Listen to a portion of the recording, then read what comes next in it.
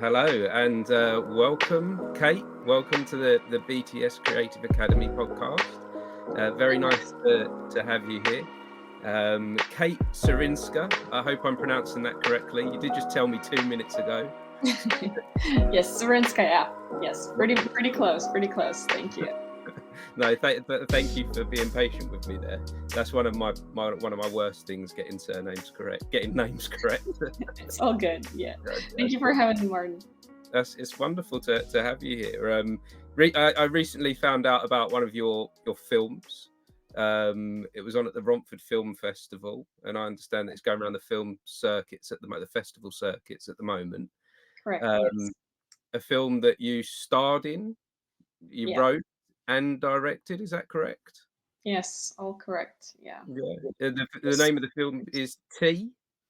Yeah. Yeah. It's been a small short film T that I did last year. Yeah, as a part of this filmmaking challenge that I'm actually currently doing too.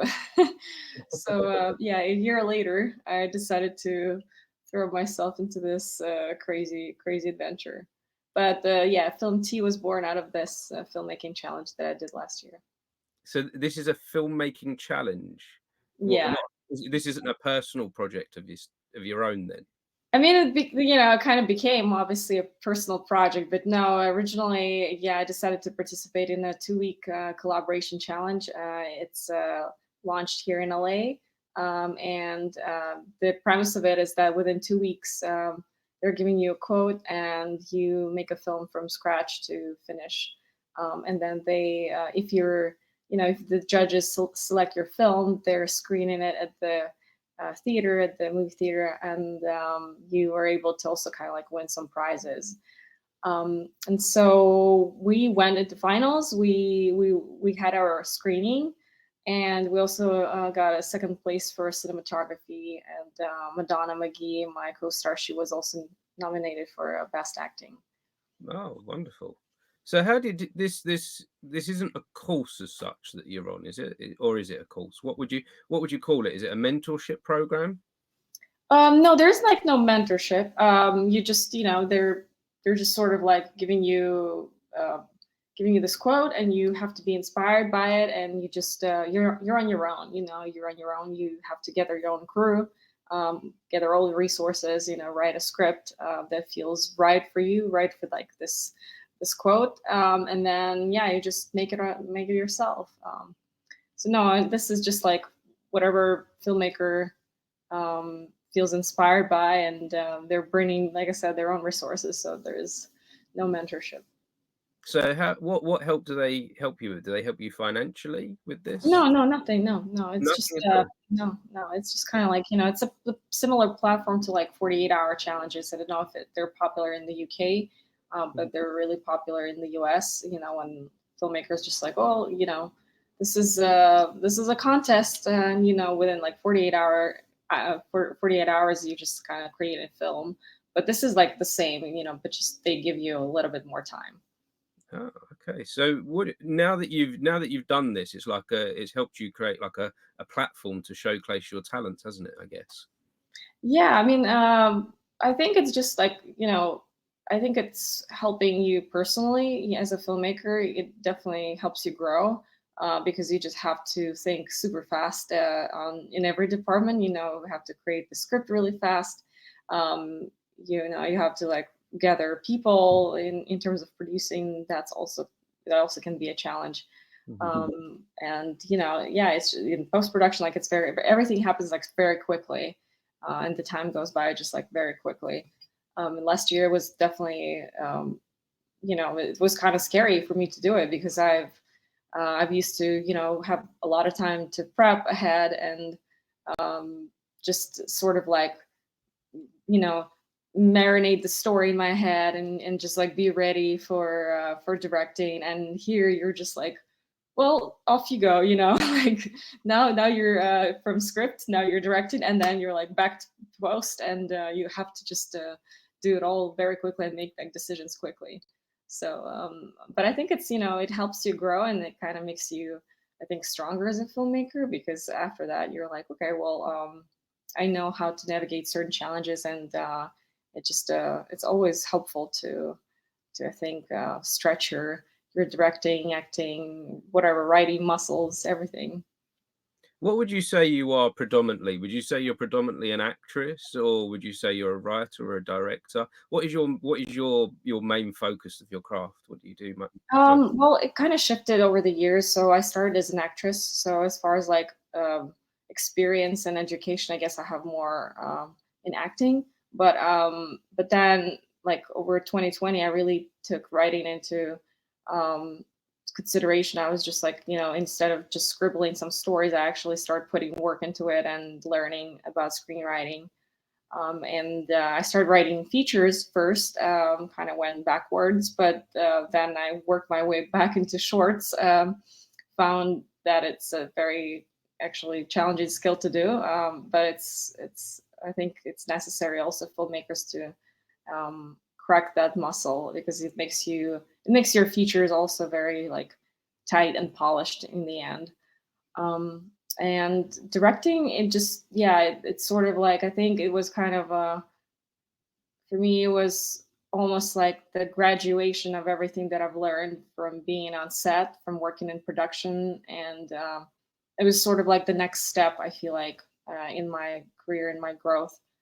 And I don't know. I feel like I don't want to necessarily I don't want to necessarily to like pigeonhole myself and just be like, okay, I'm just one thing, because at the end, I think I'm a storyteller, and I just want to tell stories in any capacity that I can.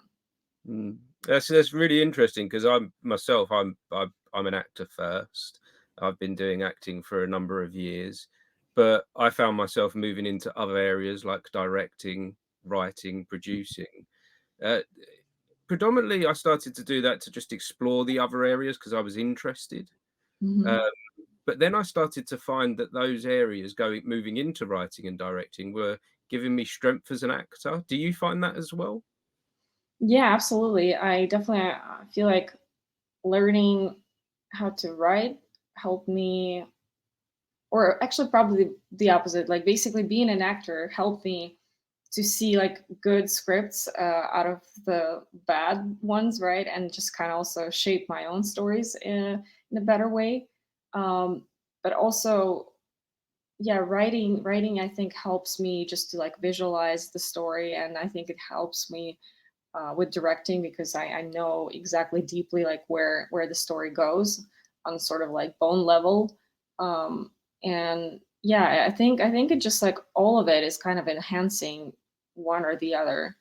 Mm. And like I'm pretty much, I'm an advocate of like, okay, you have to explore these avenues, just once in your lifetime, see what you can do, and see if that helps you, and see if maybe you're discovering some new skill of yours, maybe you already like passion, because that's kind of what was writing for me. At first it just started like as a sort of, I don't know, I just felt like, okay, I just want to try it and tell some stories. And I was like bored in New York, during winter when there was like no work.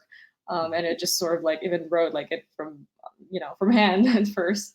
But then it evolved. And I actually really enjoy writing right now. I feel like it's the most like peaceful and most creative stage, because I'm just like on my own, and I can like reshape it as many times as I want. And versus like, with acting and directing, it's kind of like uncertain, and unless you have a story, you can't really tell it. Um, so Tell yeah, me a little bit more about you taking the skills of an actor then, and using those skills as an actor and using them for your writing. Does it somehow help with the characters that you develop? I think so. Yeah, it definitely helps me to envision how they talk. So I think it definitely helps with the dialogue. Um, yeah, just by also just going through like lots of back in school, or I'm continuing training too, constantly. So like you read like good scripts, you read good like plays and stuff, and you just kind of you understand what differentiates it, like the good script from bad, and good dialogue from bad dialogue. So and just also how to tell maybe a story instead of like just constantly talking about it, maybe to tell it in a different way, and to giving basically an opportunity for an actor to express what you want to say in a different way, via like subtext or any gestures or whatever action they do.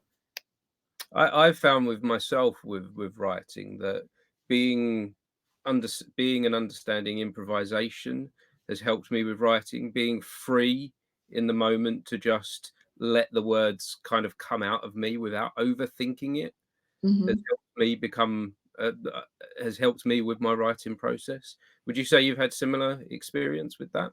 Yeah, well, on T, I mean, if you've seen the film, I mean, I don't have like many lines there, right? But that kind of was on purpose.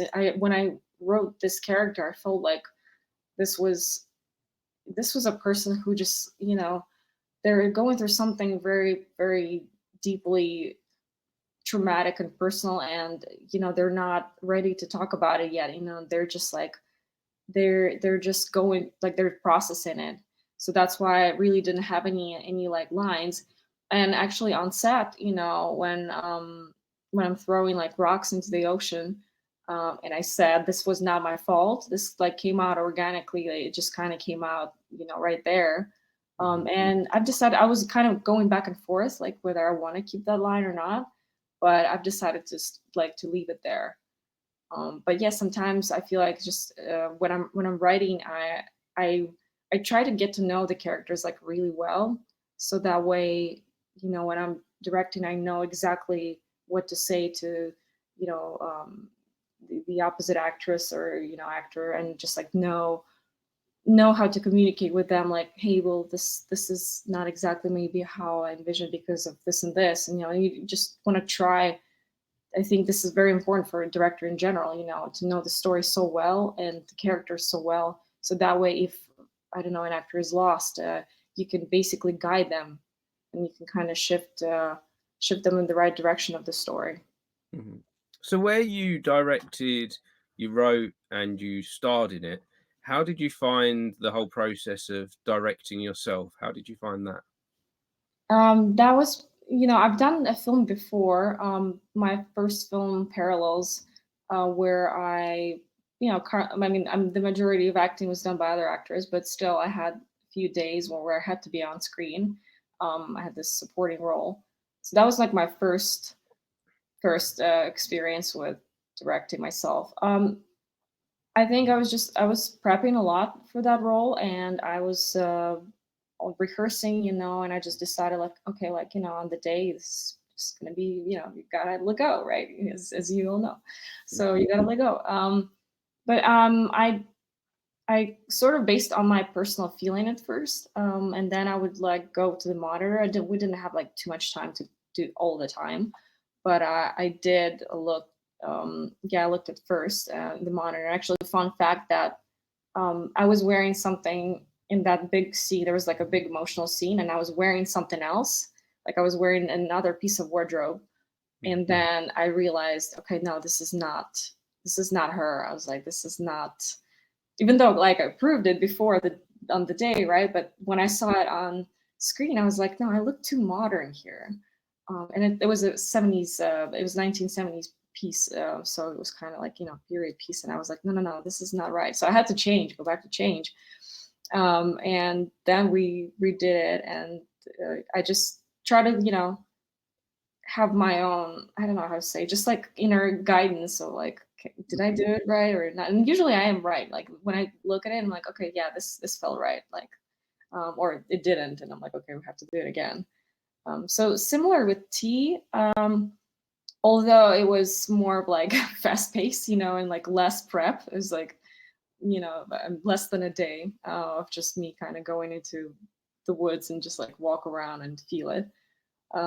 So that was like obviously scary, and that was like I was mostly on screen there, so that was also a bit of a thrill. Like, It's quite it sounds like quite a lot of pressure on you, isn't there, to when you're making a short film like this and you're writing, directing, producing, acting, and you're wearing many hats, there is a lot, you're juggling a lot of balls. yeah, How you mentioned there about that inner voice and how important that inner voice is. Is there yeah. is there is there something to that inner voice that drives you forward? Yeah, I believe so. I mean, in general, in my life, I feel like I've always tried to listen to this intuition and this inner voice. And I remember exactly like when I came across this challenge. It just sort of came pop up in my newsletter. And I was like, this is interesting. Let me just check it out. So I went to this event. They always like have this kickoff event where you meet filmmakers and you can collaborate with them. And I realized, and at first I just came as an actress. I'm like, well, maybe I'll just try it as an actress. But then I saw like there were a lot of filmmakers, and most of them were also men, and I was like, well, like I don't know why there are not so many women filmmakers here. Let me just maybe do something about it. And so then the idea for tea came. I had that before. I knew about the real aspect of the story before, like a long time ago, about this man who saved lives in Australia. But it was one of those ideas that I was like, well, I'll get to it one day, maybe. And then it sort of like clicked in my head. I was like, oh, this could be good for this particular assignment. Mm. Um, and yeah, it was definitely tough. It was tough to like find that courage, just to do it. It was sort of like back and forth, in my head, negotiation, like, should I do this? Should I not? But then when the story popped in my head, I was like, well, this is it. Like the story's here. So the story's here. It landed. Now there's no way back. Like I wrote it and I was like, there's no way back. I have to do this. So was there like a confidence moment? Was there a moment of like, I'm going down this journey now, I'm doing this? Yeah. Was there a moment like that? Oh yes. And even going back to going to set, it was like, oh god, oh god, I guess I'm doing this. It's always nerve wracking, because I'm sure as an actor you always feel like you're watched and judged, and you feel like most, I guess, insecure, because you're just you're very vulnerable, you're very open, and that's when you just have to obviously allow that to show. You have to be so, like, in a way you have to be that confident to be that vulnerable, in front of people. So Mm. I think it just takes courage. I mean, I'm an advocate for actors always. I always try to, like, when I'm directing, I always try to make them feel confident and comforted on set, because I know how it feels, and I'm sure with all those moving pieces, and when they are setting up lighting, and if they're talking, whatever, like, I know how it feels when when you're out of your bubble Mm. and you're exposed. So I mean, I'm the same way. I feel the same way all the time. It's just one of those things that you kind of, I don't know, get yourself together and you connect to the story, and you're trying to just put that fourth wall, and hoping that it shows on camera, hoping that everything that you thought through about the story and the character, it's gonna work for you. I guess for me, I find the best place is when I just concentrate on the work, when I stop worrying about myself and put that to Mhm. one side. Because like you say, as an actor, we know that we're being judged. I guess whatever art or craft that we're doing, we're showing that to the world, Right. and people are gonna comment in it, aren't they? And if we think about that too much, we won't do anything, will we? No, you're right. We'll Yeah. just pause and stop and freeze, and no progress will be made. So for me, I try to let go and just concentrate on the art. Forget the audience, the others, the critiques, and all that matters. You mentioned it there. You work on the film. You work Yeah. on what's in front of you. No, you're right. You're right. You have to just have this laser focus, really. Yeah. And be able to, like you said, concentrate and just put aside all of those voices that are going through your mind. I think usually I have those voices like before the shoot, maybe. But Hmm. again, on the day, I'm just like, we're here, we're doing this, we have tasks to do, just we have, to focus on this. So I'm just trying to put that aside.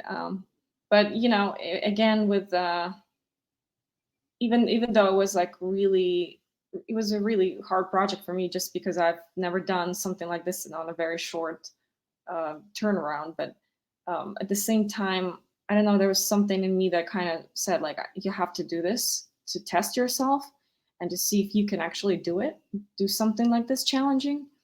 And it was basically my first like project of first short film doing everything in the US, and including producing, like gathering all the crew. So it was just like a really good test of can I do this, and am I able to deliver some kind of good film, in such a short turnaround. And I'm actually very proud of it because, like I said, it was more about just growing as a person, as a filmmaker, as a creative for me.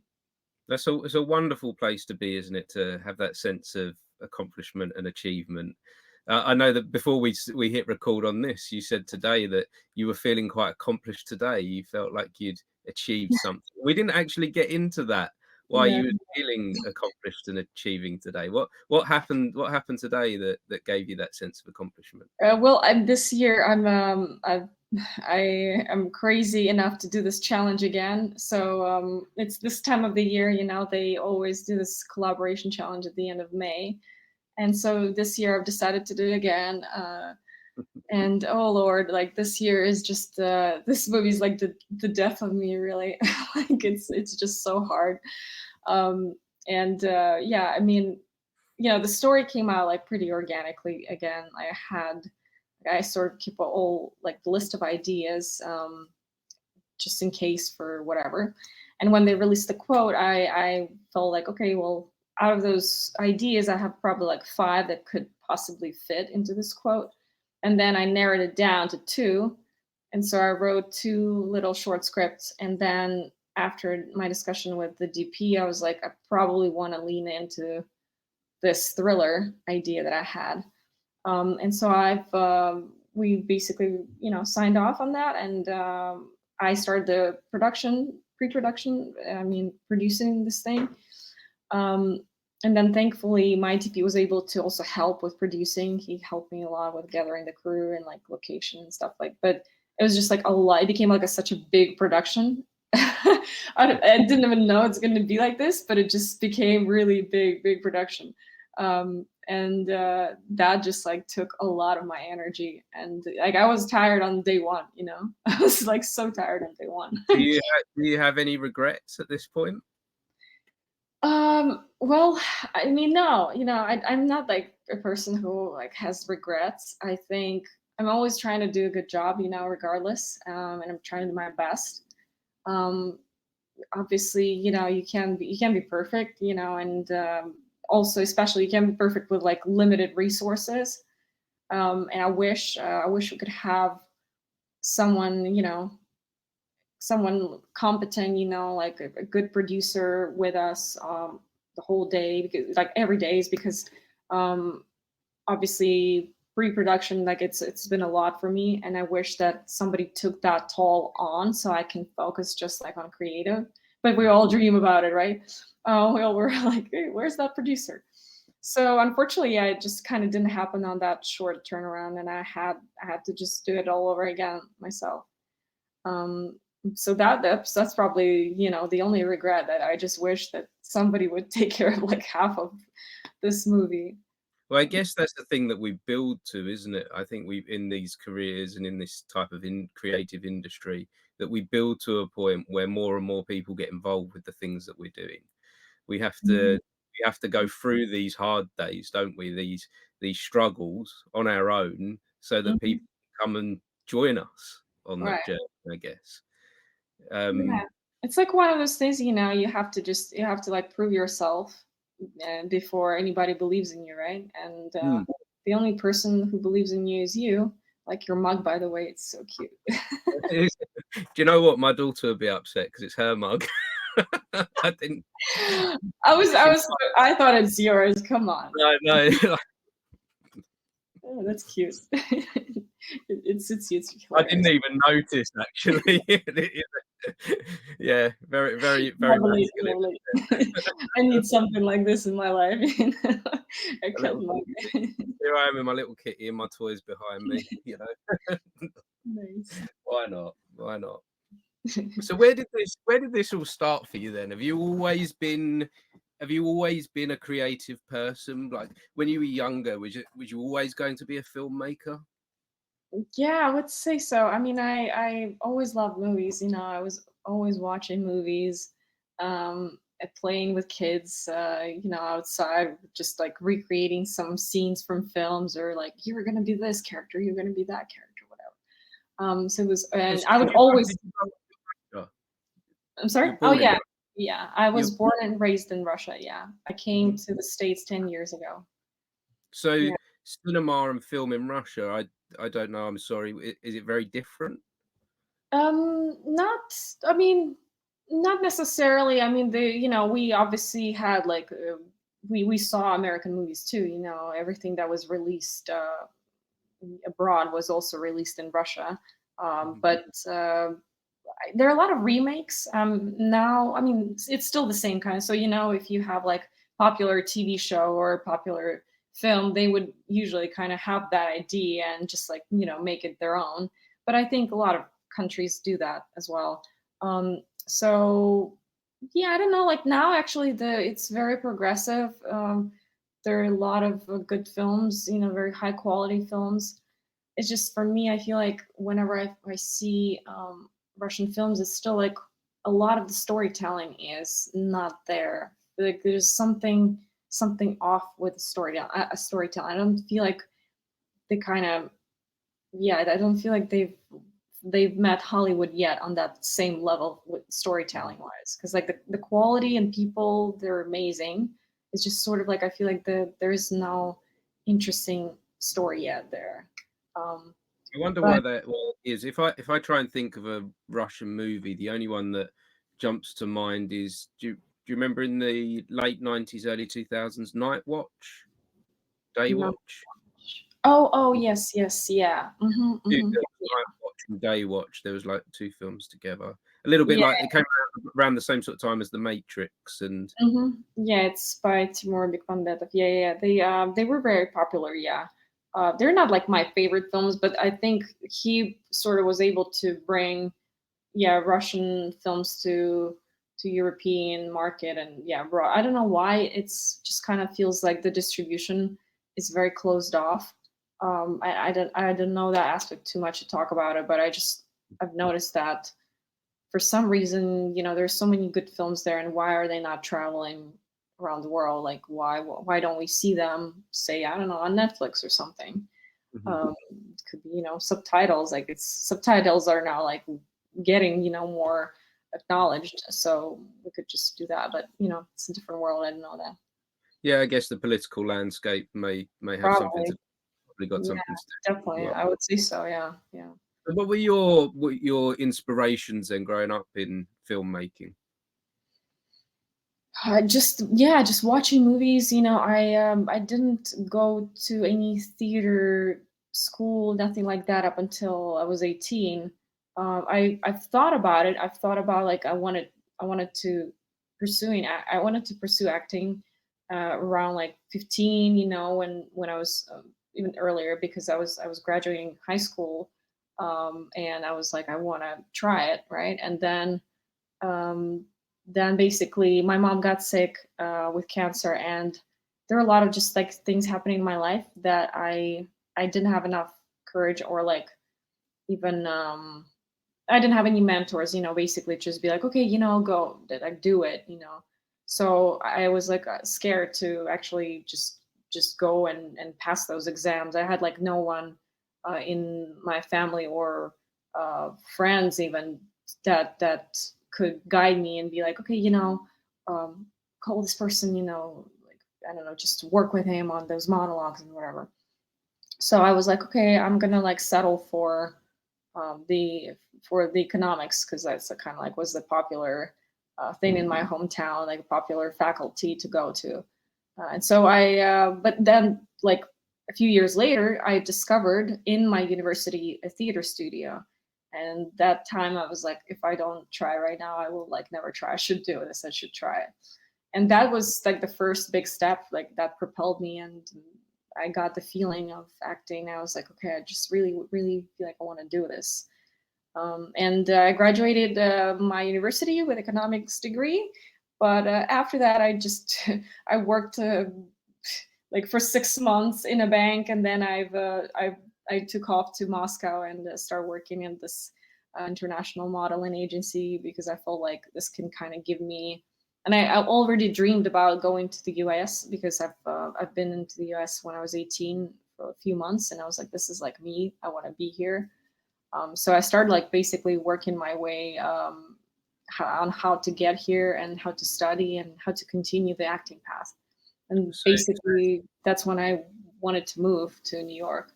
so you moved to America for Mhm. acting, Yeah. for pursuing this career.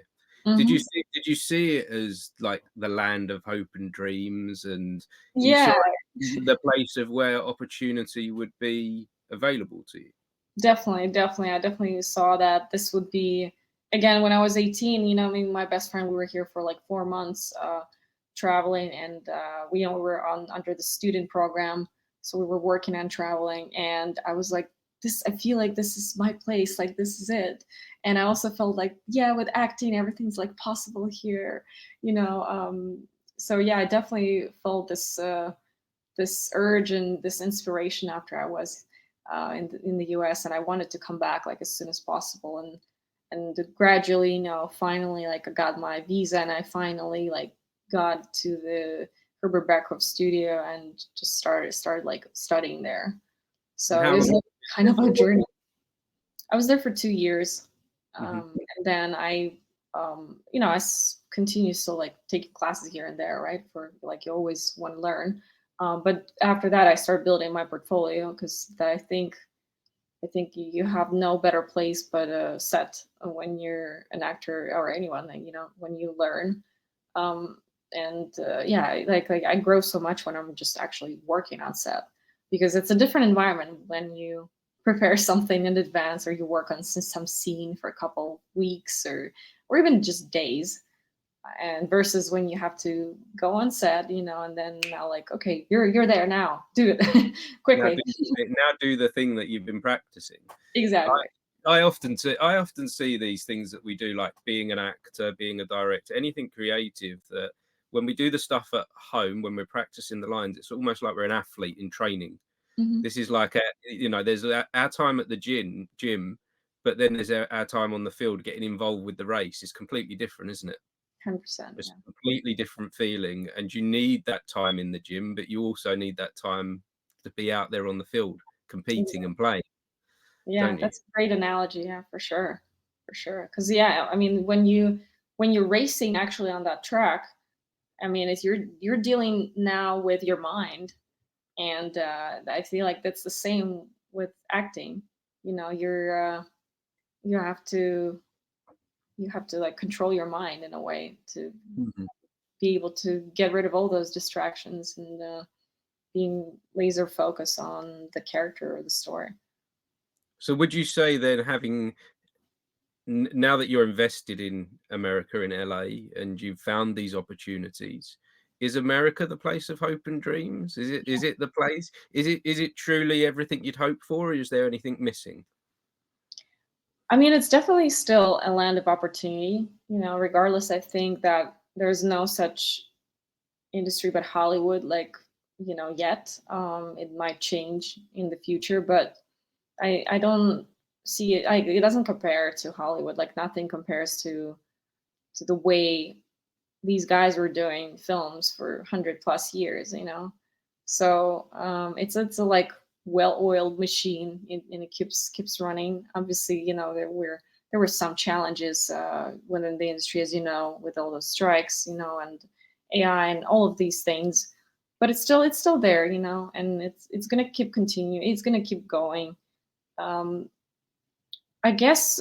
I mean, in terms of, I don't know how to say that. I mean, I'm not like there's no such thing as like, oh, I'm so disappointed and I'm like gonna, I don't know, go home and cry. It's just like, obviously, when you're young, you're in your 20s, you have this dreamy idea of how everything works. But then you're dealing with reality. Then you're like, the reality is like, hello, well, it's not how it works, you can't get there this fast, maybe. And you have to go over like these hoops and do these things before you get to this level. So it's just kind of like realizing that it's not that easy. I mean, I would never think that it's easy, but I guess I've never thought that it would be this hard. And then It's the industry's going changing. back to that athlete analogy, it's a marathon, it's not a sprint. Yeah. It's gonna, it's gonna take time, unless Mhm. you get incredibly lucky, which does happen to very few people. But Yeah. for most of us to build any kind of career in the film industry, it takes Mhm. time and persistence. No, 100%. And I don't know. I'm a strong believer that even, that quote unquote luck, I mean, I'm not talking about like YouTube, TikTok, those social platforms that became accessible and definitely like fame building for a lot of people. But I'm talking about like real, actors, as we know them. I don't believe necessarily it's just luck. It's like one of those expressions that it's a 10 years of overnight success, right? So Mhm, you can see all those actors, and then you realize, oh, they were like 12 and they were already working on set, and now we know them. But I think everything takes time, and it's okay, and then this is where I found peace in it, and I finally, like, later in my late 20s, it took a while for me to actually get to that point, but because I'm so like impatient.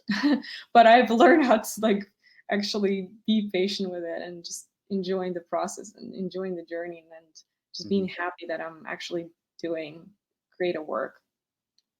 Yeah, because it is a blessing to be doing that. There is people out there that would just wish that they could find the opportunity to create Definitely. work, to do something, and you're doing it. You're Yeah. making moves. You're on the path. Yeah. Where would you say you are in your career at the moment? Where would you say, are you in a comfortable place, or you're in a place where you're stepping outside of comfort zones? Where are you right now? Oh, I feel like I'm always stepping outside of my comfort zones.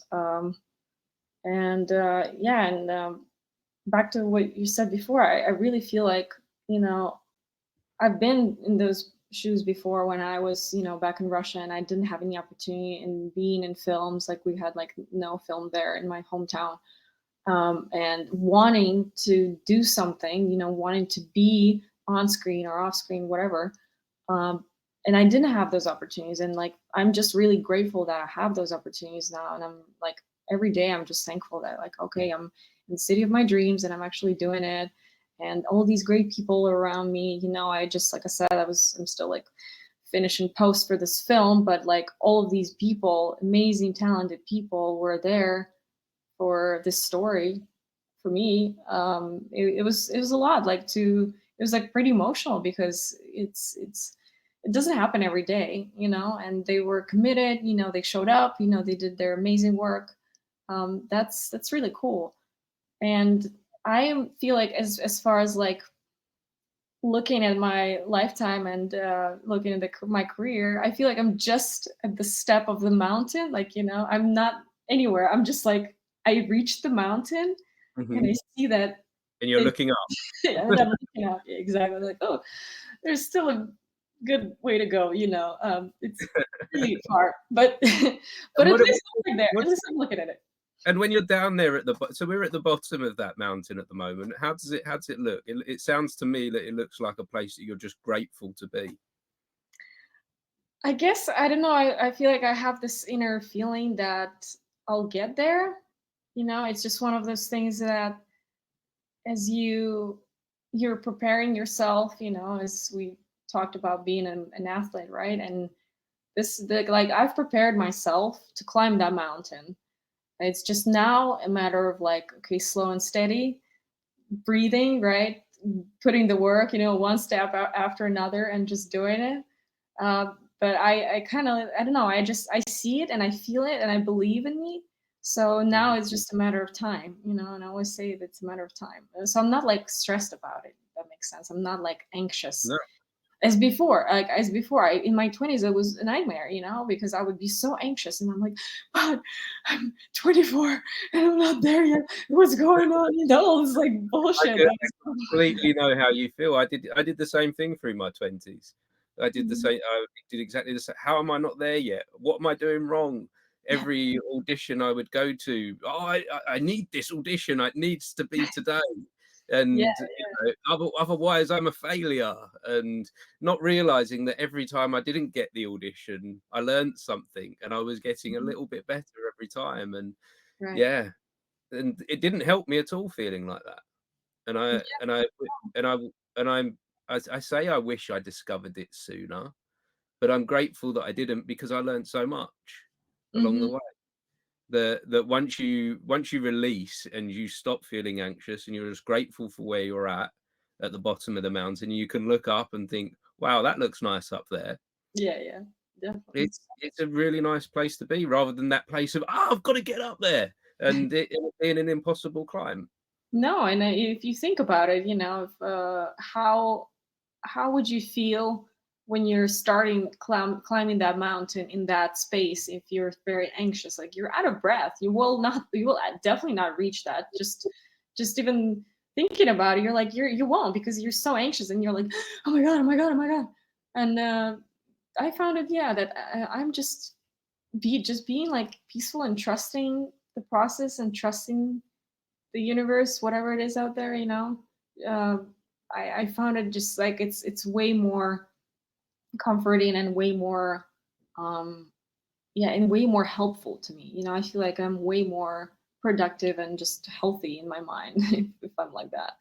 And it's not about just like laying on the couch and just like ease up to it and just like do whatever like when you Mhm. want it to do it when you have an inspiration. No, it's still about putting the work, even when you don't have that inspiration, even when you're tired, but you're way more calm when you do it. Mhm. Yeah, and I do feel like if things had happened for me any sooner, that anxious past Martin, I would have stumbled and fall had I have started to climb. Had I Mhm. have got some of those big auditions that I went for, I would have failed, even bigger, and maybe I would have never continued to climb the mountain. Right. Yeah. You're right. Yeah, So, everything happens for a reason, I feel like, yeah, everything happens for a and reason. at the right time as well. Mhm. Everything happens at the right time. The right time, yeah. It's like when you'll realize when you're ready. And I've Mhm. I've also felt that too. I felt like even though I really wanted something to happen, and I think it would be cool if something happened and I would learn something from it, but yet maybe right, maybe I would just like it freak me out and I don't know, I would feel way more, I don't know, insecure about my performance or something, versus like now with um with this experience and just life even experience because you know how it is important for an actor. I feel like way more confident and I can take also my failures in a different way. That makes sense. I can be like, well, this one didn't go well, like it's okay, this happens, I will not cry about it for the whole night. It will be it's okay, it's okay. And like I was saying about seeing the blessing in that, seeing taking that failure when you've done something wrong or it didn't go like you hoped it had, taking that, looking back at it and going, "Well, it's not gonna happen like that next time because Hmm. I understand something different now about myself or that type of situation." Right, right. Yeah, I So think that. Oh, you go ahead. I was gonna say, what does the top of the mountain actually look like for you? What does it look like? What does it look like? What do you hope that it will be when you get there? Mm, that's a great question. I think for me, the top of the mountain right now is really making it my feature film. I mean, it's like And I mean, maybe I'm not talking about, like, something, crazy, like, Oscars and everything, which would be nice, of course, right? But like, I'm also just thinking of what would make me happy right now and like really feeling super accomplished and being proud of myself is like making a feature, because I have those stories and I would love, like, I think the top of the mountain would be to have like a theatrical release and seeing my film on screen, seeing like my writing, what I wrote, and what I wanted to say on screen. Um, yeah, I think this would be probably really, really good mountain to climb. If you could if you could give yourself some advice in the future and say to yourself, remember this when you started the journey, when you started climbing, this is how I felt. What would you say to yourself at that point? Oh, I would say love yourself. I would say that you should really be your best friend and yeah, like really, really loving yourself in the good way, in the most good way of the word love, because I feel like as creatives, we don't constantly, judge ourselves, and we're our worst critics. And that's how I feel like I was in my 20s. I was like the worst critic of myself. I would just like tear apart everything that I do and what I am. Like, I would be not happy with the way I look. I would be just like thinking like, okay, well, I'm not like probably skinny enough, or I'm not this enough, or something. Always finding this excuse of how maybe why I'm not getting a role or something. And yeah, I just felt like I did not give enough of this inner love. Like, obviously, I would not be like, just, I don't know, allowing like maybe some kind of abuse to myself, or disrespect from other people. But that internal love I'm talking about, that wasn't there. I feel like I Mhm. finally found it, yeah, in my late 20s and my 30s, when I was actually able to be like, well, I'm here, and I have value, and there's a reason why I'm on this planet, and there is a reason why, like, this source, whatever, put this drive in me for arts, for creativity.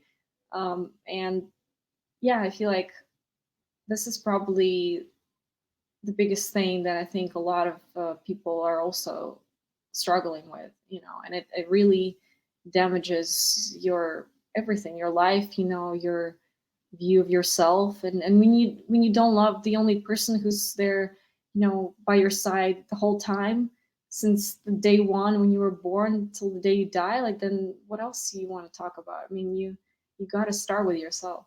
Mm. For you, was it uh, a development of that self-love, or was there a moment? Where did you find that self-love? It was definitely development over years. It didn't happen overnight. And as I'm sure a lot of things don't happen overnight in this life.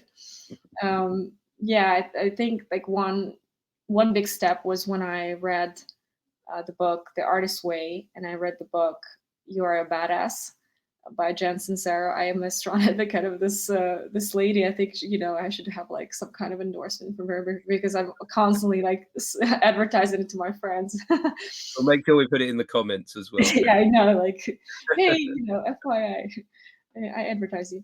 But yes, but I really, that book really changed my life in that sense of like loving yourself. And every chapter that she finishes with some kind of like love yourself because of this and this, like love yourself because life's too short. I don't know, but along the lines, she always talks about that, and that gave me a lot of just kind of strength, to keep going on this journey.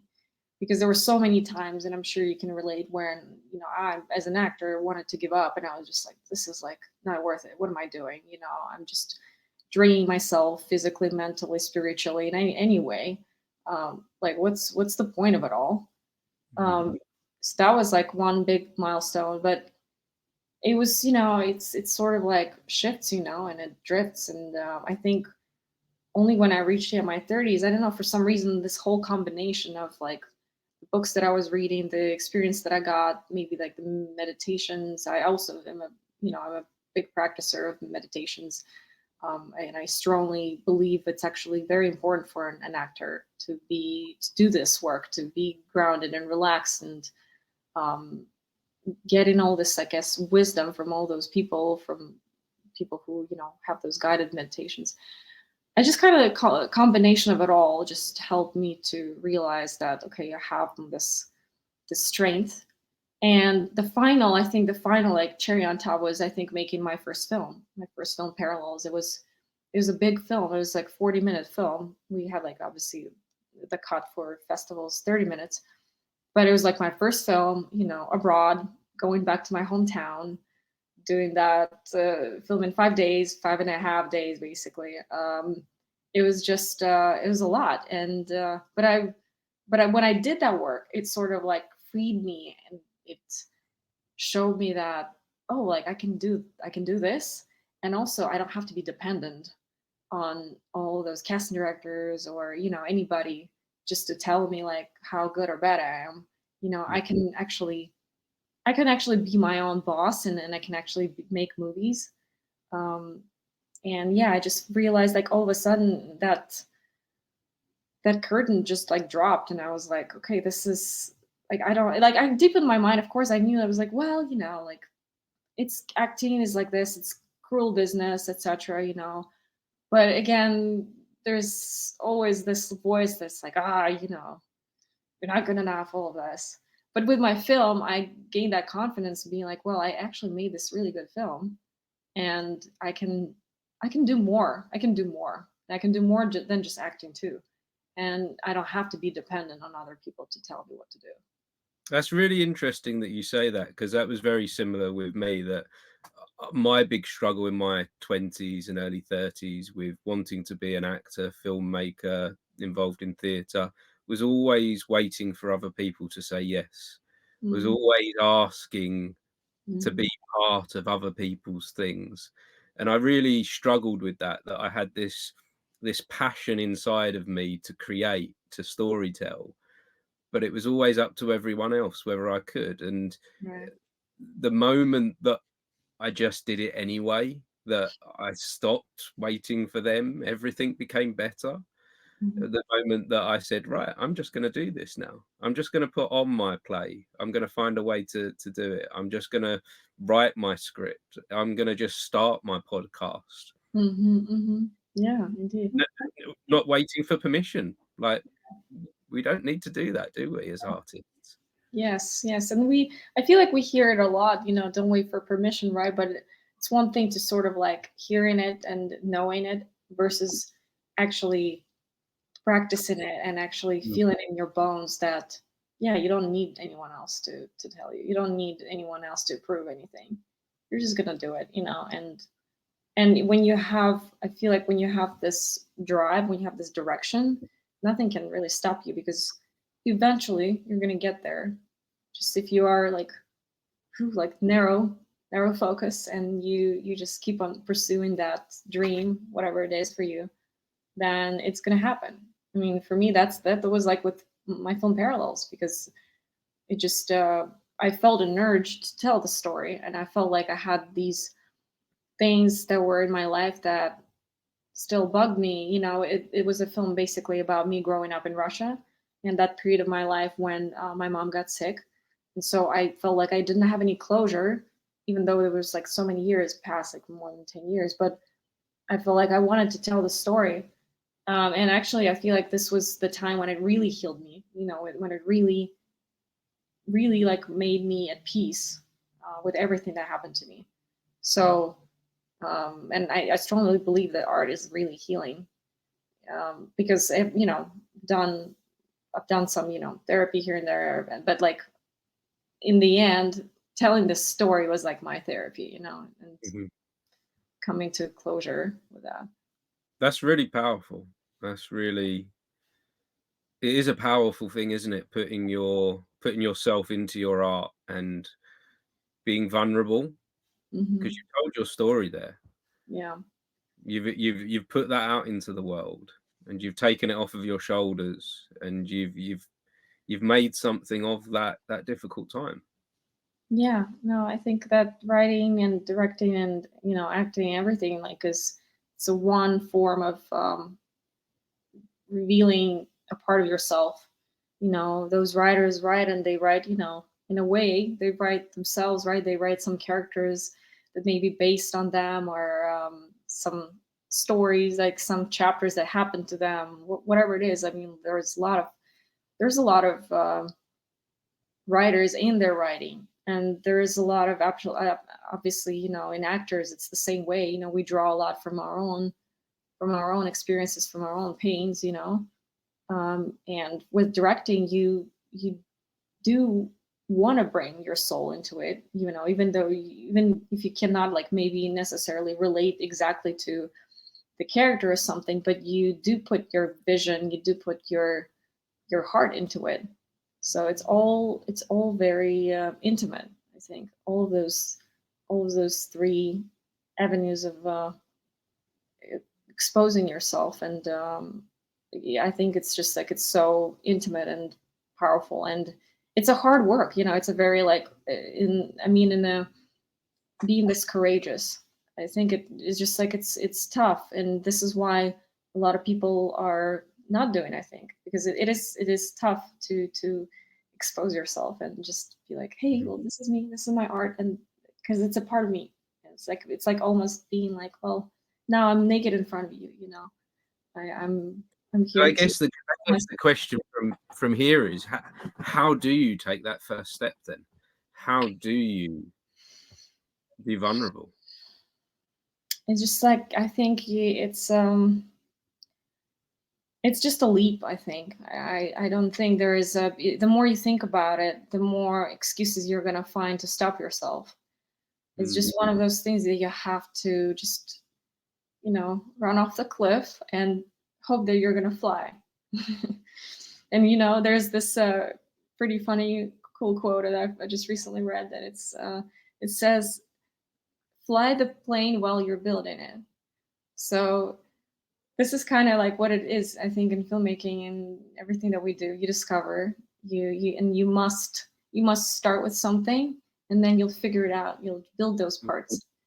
Um, it's just like, do this, I don't know, and then go for it. Just Because you're jump. gonna start overthinking it, and you're not never gonna do it. Mm. Yeah. But this has been a really meaningful and wonderful conversation. Thank I you for really do having me. Yeah, appreciate you joining me, Kate. I If really enjoy meeting you, Martin, too. And I'm so happy that you're also so, like, involved in all of it too. that's It's nice. I really. appreciate. Thank you. Just leave this on. I've got one last question for you then. So, if anyone watching this is like a young Kate out there, out there in the world, and they've got aspirations to be a filmmaker, but they don't know where to start, they don't know what to do, what would you say is the first step? Mm.